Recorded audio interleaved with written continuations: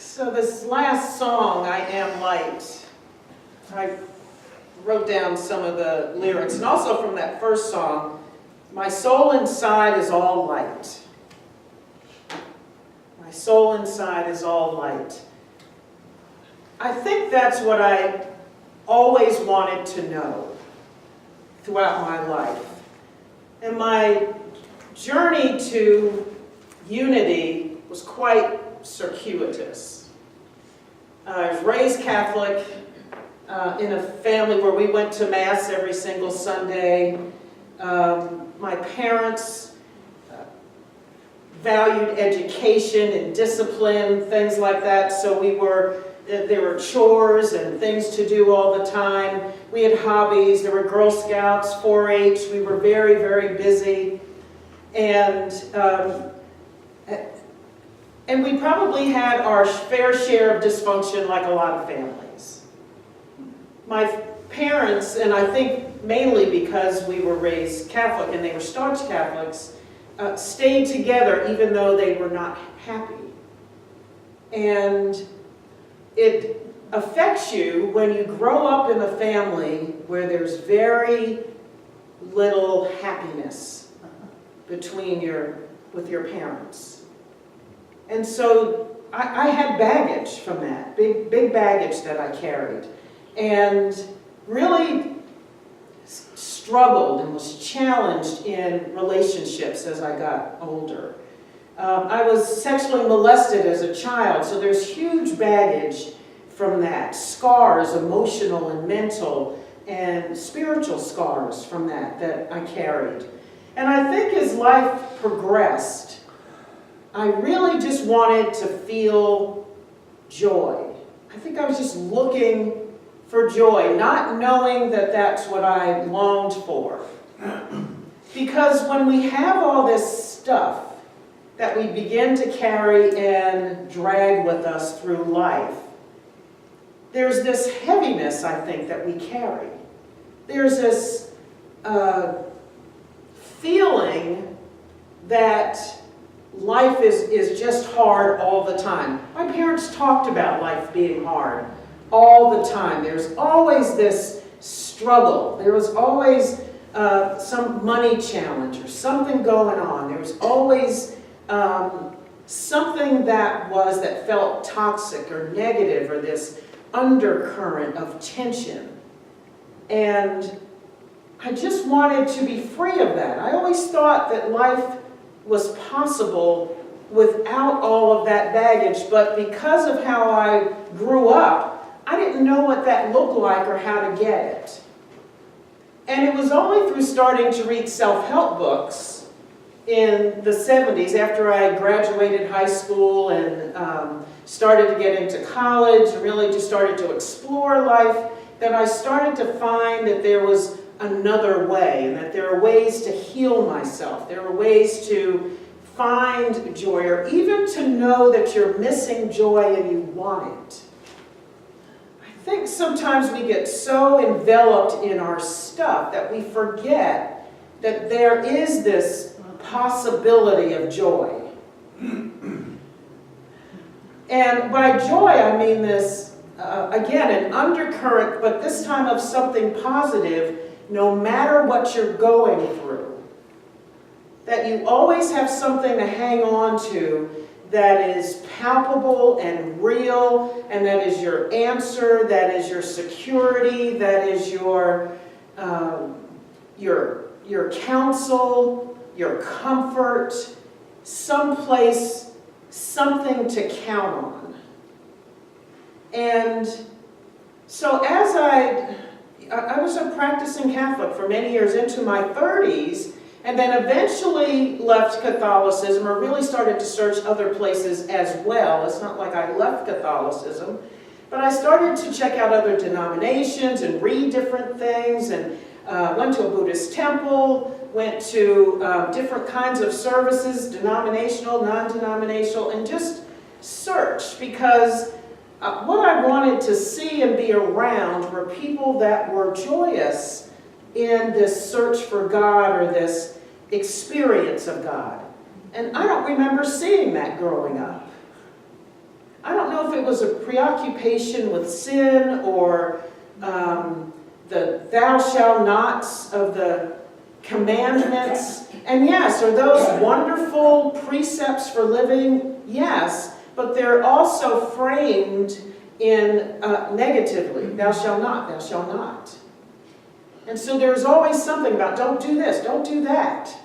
Be something else. You are not worthy. You're not this, you're not that. But, aspire to all of this. And then what do you do with that other than feel heavy?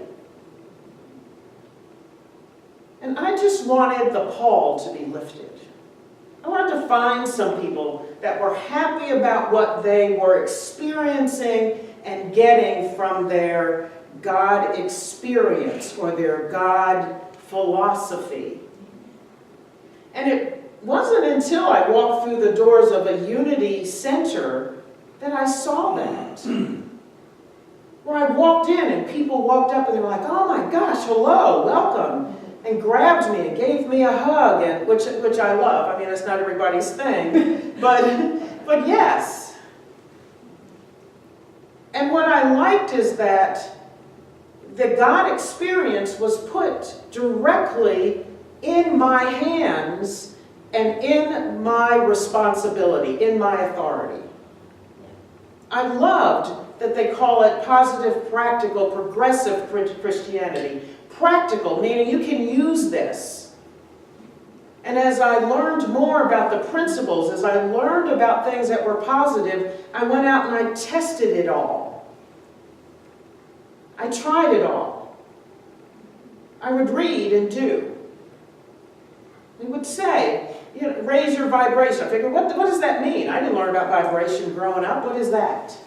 And so I read about that. And then I figured out what vibration meant to me and how to raise it. And so I tried those things. When I read about prosperity and about tithing, because we didn't talk about tithing, but there was always a money talk every Sunday at Mass. And I said, tithing, I've never give 10%, what is that? And then I tested it at a time when I probably didn't think I had 10% to share. And it changed my life, prosperity-wise. And then there are times when I stopped doing that. And then I noticed something shifted in my consciousness and in my prosperity life. It was interesting, but I kept just trying things because I think that's what Unity's about. And principles are there for us to live by, not just to think about. And I noticed that as I kept trying and sometimes failing or kind of missing the mark. There is no failure as long as we're making progress. So I would take 2 steps forward and sometimes 10 steps back, because then I would stop the practice. And then I'd try again. I said, oh, that other thing worked. Doing those affirmations worked. That made me feel good during my day. I'll do that again, because I notice something's different when I don't. And then I'd meditate and try to sit for 5 minutes and just go crazy because I didn't know what to do with 5 minutes of silence. And then I thought, oh, if I can do 5, let's try 6. Let's try 10. Let's try 20. Let's try 30. Let's try 40. Let's try an hour.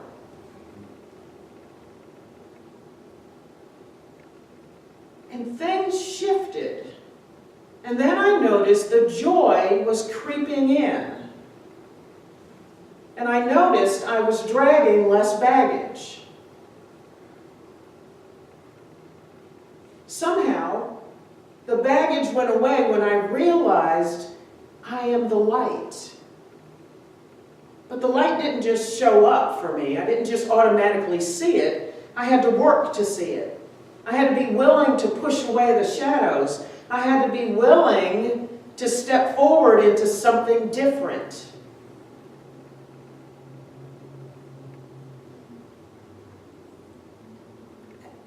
I'm somebody, I love people watching.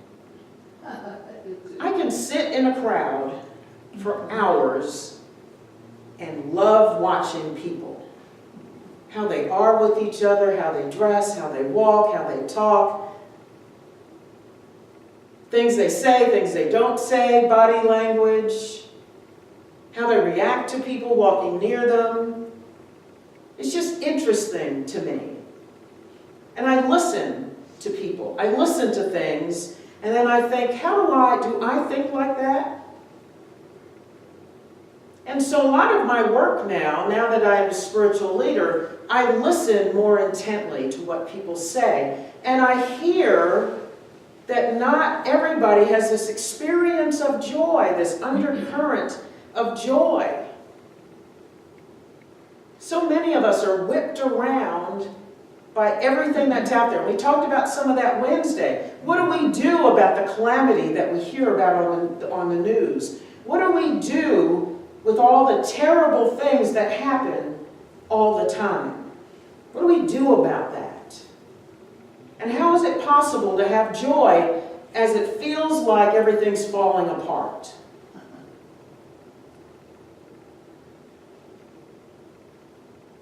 And what I've learned is that the answer is always the same: my divinity. I don't know why I keep thinking of that Ghostbusters movie. Who are you going to call? Ghostbusters. And really, who are you going to call? My divinity. That's the answer all the time, no matter what you're going through. If you're looking for more joy, where is it? In your divinity. If you have a problem with somebody and you don't know how to solve it, where's the answer? In your divinity. You got a problem. You don't have as much money as you want. You don't have as much love in your marriage as you want. If your friendships seem challenging right now, what is the answer? Your divinity. It's always there. It's always inside, waiting for you to recognize it. This other lyric in that first song, I searched the world to find my heart is yours. Gosh, my heart tugged when I heard her sing that over and over again. I searched the world to find my heart is yours.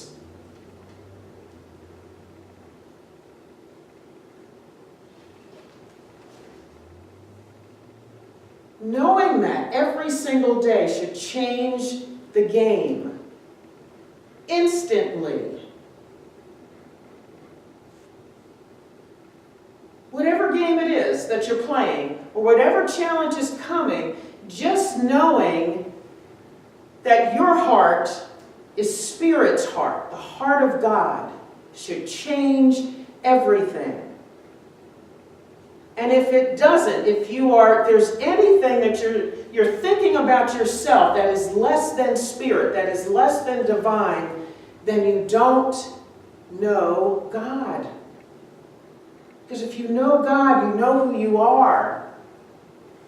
These books, I've said this before, the Conversations with God books were pivotal for me. Pivotal. Because Neale Donald Walsch in these books, he's just asking questions. He had all these questions, and his first question was, why is my life in the ditch right now? That was his first question. What's going on? How come this isn't working? Why am I hating life? And then he started to hear answers to his questions, and he started writing down. And he poured all of that into these books. And so his questions and all the answers are in here. And he believes that the answers were coming from God. So this was one of God's answers to him. God says, then use me. If it works for you to take out a pad and a pen, and I must say that seems to work pretty well for you, talking to Neil, then take out a pad and a pen. More often, every day, every hour, if you have to. Get close to me. Get close to me. Do what you can. Do what you have to. Do what it takes. Say a rosary. Kiss a stone. Bow to the east. Chant a chant. Swing a pendulum. Test a muscle or write a book. Do what it takes. Each of you has your construction. Each of you has understood me, created me in your own way. To some of you, I am a man. To some of you, I am a woman. To some I am both. To some, I am neither. To some of you, I am pure energy. To some, the ultimate feeling which you call love. And some of you have no idea what I am. You simply know that I am. And so it is. I am. I am the wind which rustles your hair. I am the sun which warms your body. I am the rain which dances on your face. I am the smell of flowers in the air, and I am the flowers which send their fragrance upward. I am the air that carries the fragrance. I am the beginning of your first thought. I am the end of your last. I am the idea which sparked your most brilliant moment. I am the glory of its fulfillment. I am the feeling which fueled the most loving thing you ever did. I am the part of you which yearns for that feeling again and again. Whatever works for you, whatever makes it happen, whatever ritual, ceremony, demonstration, meditation, thought, song, word, or action it takes for you to reconnect, do this. Do this in memory of me. Whatever it takes, Spirit is saying in here. And reconnect. And there's really no reconnect because we're never disconnected. We're just unaware at the moment.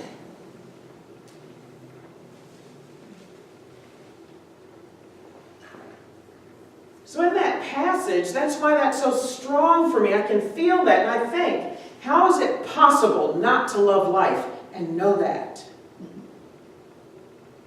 No matter what's before you. You got to be willing to do something. Prove God to you. Anytime I've had a question, anytime I've tried to prove that there was goodness, I got an answer. A strong one. It's always there. But we got to be willing to go deep. Remember last week in that passage I read, if you know depth, you know God. And if you want God, you got to go deep. Test it, prove it, try it. Try it again until it works, until you find it. It's there, but we got to be willing to jump in and do it. Again, here comes Indiana Jones stepping into the abyss. We got to step out so that something rises to meet you. You step, here it comes. Step and do it again. So for like 6 or 7 volumes, Neil Donald Walsch asked all of his questions and got answers. And some of them to me were so moving, they drove me to tears. There's a passage in there that says, I am with you always, in all ways.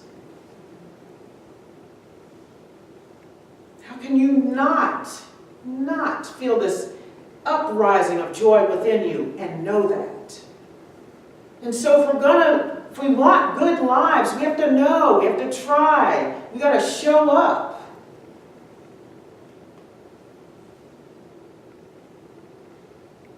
And anytime you're feeling that you're less than divine, you've lost that awareness of what Spirit really is and what you are also.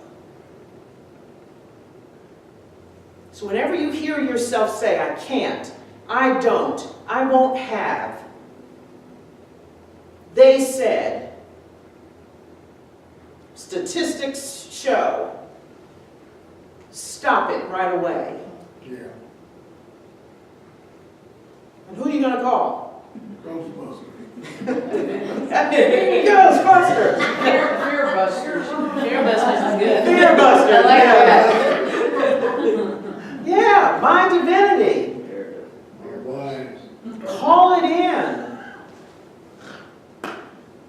You know, we're here and all of us are seekers, but at some point the seeker has to do. You can lead yourself right up to it and have joy waiting for you right here within reach. And we're still doing this. Can't see it, it's not here. And it's right there, right there, right there. But we won't go sit in meditation. Or we won't sit long enough. You sit for 4 minutes and say, oh, I'm not doing this anymore. I'm done. Got stuff to do. One of the things that was so powerful to me is, I've talked about this before, where I heard that if you're really busy and you don't have time for meditation, you meditate for an hour. I thought, that's absurd. I already think I don't have 10 minutes, let alone an hour. Who said that? I mean, that's absolutely crazy. And then I said, maybe I'll try it. Some crazy person said it works. If nothing else, try it. So you can say, that didn't work. I tried it. But you can't bunk it until you've tried it.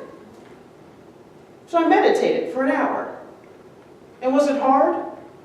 Yeah. The longest hour ever. Ever. Silence. No music, no nothing. Yeah. Sitting for an hour. And I did it for several days in a row. And I didn't have less to do, but boy did it feel like it. I had less stress than ever before. Still 24 hours in a day. To-do list was still the same length. But I didn't feel any stress all week long. Everything just slid right off my back, like water off a duck. And it took several days before I thought, oh my gosh, he was right. But I was so steeped in peace and joy and groundedness, nothing got on my nerves. Nothing. And when it did, I went and sat down again, in the silence.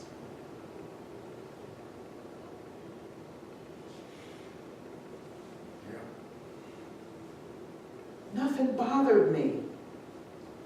And I took an hour of my day on top of everything else just to sit. And every day when I went to sit again in that hour, I thought, oh my gosh, I don't have 60 minutes. I got this to do, that to do. And I thought, nope, gonna try it. Gonna try it. And I sat again. And was it hard? Sure was. It was the 5 hour, 1 hour. But did it work? Did I had this, man, it just felt like there was a shield around me that didn't let anything touch me. Did I still have challenges? Did I still have some fears, but they would come and then they'd dissipate? And I'd look at something and say, oh, that feeling's starting to crop up, and it would just fizzle away. New situation, out in traffic, didn't matter. Didn't worry about how fast I got there. Knew I was safe. Didn't get upset. There was no road rage, nothing. Same traffic. Going the same route. Same bills to pay. It was all good. But I had to step out and try something I hadn't tried before. And I think that's where God is, in the things you haven't tried yet, and the things you won't do, and the things you keep saying, oh, I'll get to it. But you don't get to it. Don't get to it, just do it. Nike was right. Just do it. And prove to yourself that there is joy in all things.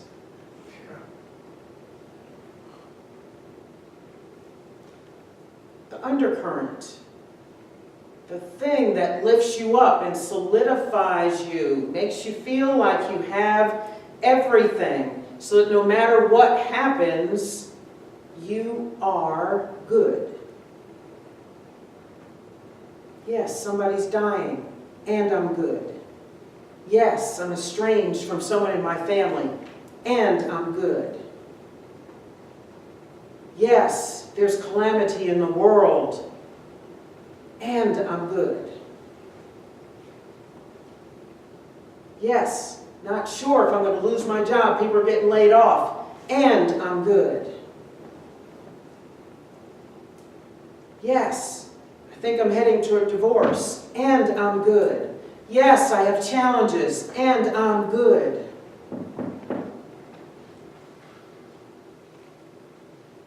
Yes, I'm busy, and I'm good. Yesterday, a little 1-year-old baby boy gave us 4 of the most joy in the world, right? Just having dinner there. That little kid was just, all he was doing was just smiling at us. And it just, you know, we were like little kids. Right? I mean, that was like, yeah, it was just beautiful. All he was doing was just laughing, you know, she'd just look at us and laugh, and we would just crack up, you know. And if we do that as adults, people think we're crazy. Yeah, If you're just sitting and smiling, laughing, people wonder, what's up with him? it's contagious. Yeah. That kind of joy we can have Yeah. all the time. All the time. So it's there, we just have to prove it to ourselves. It's sitting there, just waiting for you to unlock it. It's right here. So go deep, prove it, try it, test it.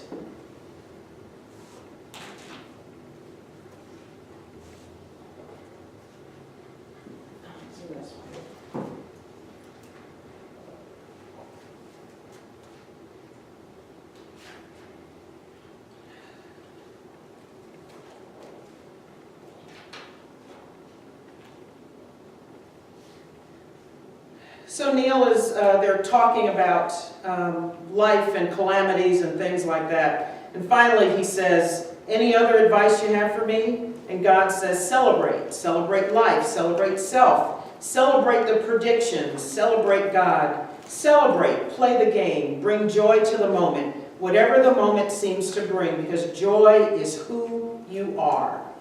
And who you will always be. God cannot create anything imperfect. If you think that God can create anything imperfect, then you know nothing of God. So celebrate the perfection, smile and celebrate, and see only the perfection, and that which others call imperfection will not touch you in any way which is imperfect for you. Let me say that again. Smile and celebrate and see only the perfection, and that which others call the imperfection will not touch you in any way which is imperfect for you. If you think that God can create anything imperfect, then you know nothing of God. So the next time you judge yourself less than perfect, remember who God is, what God is. And it should automatically flip the switch for you. Stop thinking of yourselves as less than. There is no less. There's no imperfection.